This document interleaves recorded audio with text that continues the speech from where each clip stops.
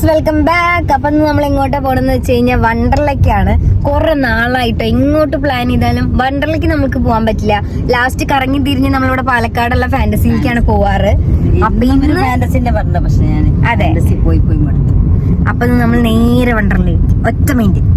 രാവിലെ ഇതാ ഇറങ്ങിയപ്പോ നല്ല നീച്ചപ്പല്ലമ്മ നല്ല മഴ ഉണ്ടായിരുന്നു. എന്ത് വേണം എന്ന് വിചാരിച്ചിട്ട് ഞാൻ ഡൗട്ടിൽ ഇരിക്കുകയായിരുന്നു.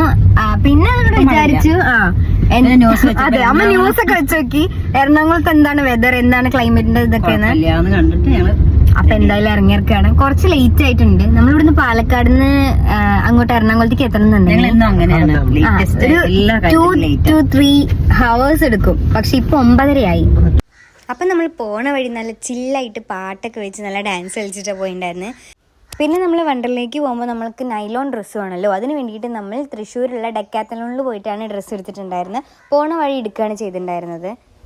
അറ്റ്ലാസ് നമ്മളങ്ങനെ വണ്ടർലയിൽ എത്തിയിട്ടുണ്ട്.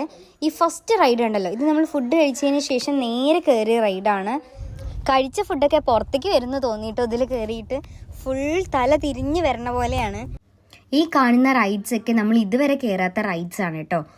പിന്നെ ഈ വരുന്ന ട്രെയിൻ അതൊരു 1.5 സാധനമായിരുന്നു. അതിന് ഞാനും അമ്മയും മാത്രമേ കയറിയിട്ടുണ്ടായിരുന്നത്.